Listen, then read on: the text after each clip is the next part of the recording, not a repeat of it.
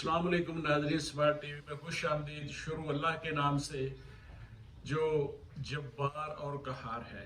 नाज़रीन, पाकिस्तान में इलेक्शन मुनसिफाना होंगे ये बात दिल तस्लीम नहीं करता। इसके बावजूद इलेक्शन कमीशन ऑफ पाकिस्तान ने कहा है कि इलेक्शन मुनसिफाना और गैर जानबदाराना होंगे। आम इंतखाबात में बदनवानी के तदारक के लिए इलेक्शन एक्ट 2017 भी नाफज किया गया है। इस एक्ट के तहत 18 शिकों में तब्दीली कर दी गई है।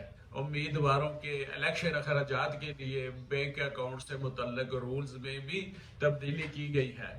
उम्मीदवारों को इंतखाबी अखराजात के लिए एक अलग अकाउंट खोलना होगा। उम्मीदवार रिटर्निंग अफीसर को इलेक्शन अखराजात के साथ इलेक्शन मुहिम की फिनांसिंग की तफसीलात भी खुद फराहम करेगा। फिनांसिंग करने वाली शख्सियत का शनाख्ती कार्ड और उसके ज़राए आमदन भी फराहम किए जाएंगे। इस तरह फिनांसिंग करने वाले को भी काबू करना आसान होगा कि उसने FBR में अपने ज़राए आमदन को इसके मुताबिक डिक्लेयर किया हुआ है और क्या इस पर उसने इनकम टैक्स दिया हुआ है। इंतखाबी रूल्स में होने वाली तब्दीली के मुताबिक रिटर्निंग अफीसर उम्मीदवार की मौजूदगी में रिजल्ट उसके हवाले करेगा और मुस्तरद शुदा वोटों को उम्मीदवार या उसके पोलिंग एजेंट्स की मौजूदगी में खोला जाएगा। रिटर्निंग अफीसर इलेक्शन के नताइज के लिए फॉर्म नंबर 47, 48, 49 खुद मुरतब करके सील करेगा। अखराजात के लिए जो 2 नए फॉर्म नंबर 67 और 68 भी शामिल किए गए हैं। उम्मीदवारों को अपनी अंदरून मुल्क व बैरून मुल्क की मनकूला और गैर मनकूला प्रॉपर्टी और असासों की तफसीलात भी कागजात नामजदगी में दाखिल करना होगी। सियासी जमातों पर यह कदगन भी लगाई गई है कि इलेक्शन अखराजात के लिए सियासी जमात को 10 लाख रुपए से ज्यादा फंड देने वालों की तफसीलात भी इलेक्शन कमीशन को देना होंगी। कागजात नामजदगी के साथ जो रकम भी जमा करवाई जाएगी वो नाकाबिले वापसी होगी और ये रकम हुकूमती खजाने में जमा करवाई जाएगी। इलेक्शन कमीशन ने जमहूरी रवायात के फरोग के लिए सियासी जमातों के इंट्रा पार्टी इलेक्शन को भी लाजमी करार दे दिया है। सियासी जमातों पर लाजम है कि वो इंट्रा पार्टी इलेक्शन के इनेकाद से 15 दिन पहले इलेक्शन कमीशन को इंट्रा पार्टी इलेक्शन से आगाह करेंगे और इंट्रा पार्टी इलेक्शन के 7 रोज बाद सियासी पार्टी इलेक्शन कमीशन को अपनी इस तफसीला से आगाह करेगी। कौमी मफादात का तकाजा है कि आइंदा आम इंतखाबात को हर किस्म की बदनवानी से पाक रखा जाए। इस सिलसिले में इलेक्शन कमीशन को पोलिंग अमला पर भी गहरी नजर रखना पड़ेगी। इलेक्शन का अमला आम तौर पर सियासी जमातों के उम्मीदवारों के जेर असर होता है। उन्हें अपनी ज़ाती ट्रांसफ़र और अपनी ज़ाती तैनात के लिए तकर्री और तबादला में सियासी उम्मीदवारों का अमल दखल होता है।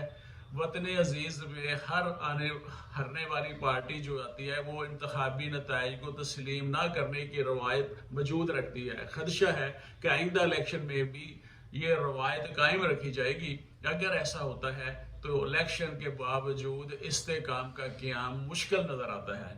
इलेक्शन कमीशन की ये ज़ाहरी मनसूबा साजी और मुनसिफाना इलेक्शन के इनेकाद का दावा अपनी जगह दुरुस्त सही, मगर पाकिस्तान में इक़्तिदार सिविल हुकूमत को देना है या एस्टेब्लिशमेंट को देना है, ये सब आलमी ताकतें तय करती हैं। एस्टेब्लिशमेंट का सरबराह और सियासतदान आलमी हमायत हासिल करने के लिए हर वक्त मसरूफ़ अमल रहता है।